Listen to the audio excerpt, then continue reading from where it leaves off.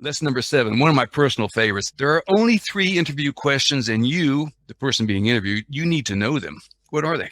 Every question you've ever been asked or ever asked in any interview is a subset of one of 3 questions. Can you do the job? Will you love the job? And can we tolerate working with you? Or strengths, motivation, and fit? And I could stop there. But the twist is that's not the right order. If you're asking questions. I don't know if we've talked about this, but yeah. I now am absolutely convinced the first question is, why do you want the job? Or why would you want the job? And when I'm working with somebody for executive onboarding, the first question I ask them is, why did you want the job? Even before I ask them what the job is.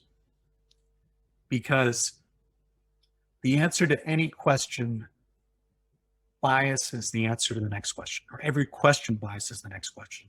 I really want a pure, unpolluted answer to why do you want the job.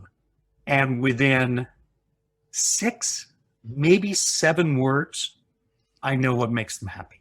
Well, this is the George Bradt theory of happiness. Okay.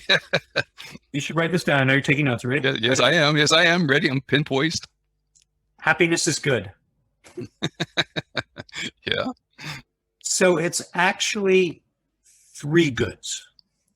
I would argue everybody in the world is motivated by this blend of doing good for others, doing things they're good at, and doing good for me. Different people blend it differently. Mother Teresa was just way out there in doing good for others. One of my college contemporaries, a guy named Yo-Yo Ma, who's a brilliant cellist, doesn't really care about doing good for others. All he cares about is music. He just cares about doing what he's good at. And certain of my friends who will remain nameless investment bankers, they just care about making money doing good for me. Yeah, yeah. But if you ask somebody, why do you want the job? If the first words are, it's all about what this company does for others, I got it. They care about doing good for others. If it's, oh my gosh, it leverages my strengths. Everything I've done has led me up to this. It's got it. They care about doing what they're good at. If the answer is, oh my gosh, it furthers my career or the pay or it's a great location, then they're about good for me.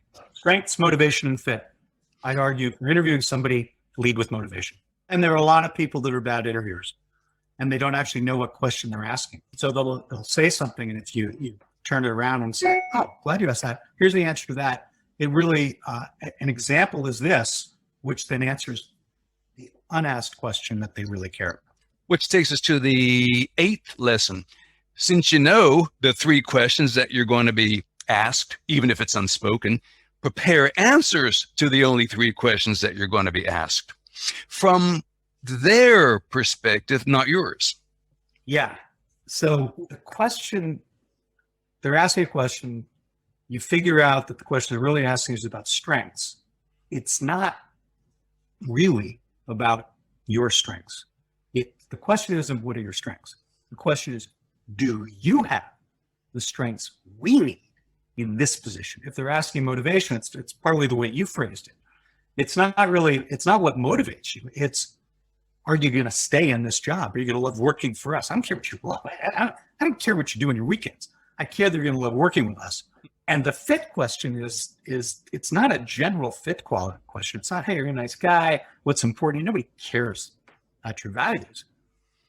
They care about whether you're going to be a pain in the ass and hard to work with here. Because there's some different companies have different cultures. And some companies really want people to come in. So I was interviewing with Pillsbury a million years ago, coming out of business school. And we got to the end of the interview. So they were interviewing me. And I got to the end of the interview and I said, hey, listen, really enjoyed talking to you.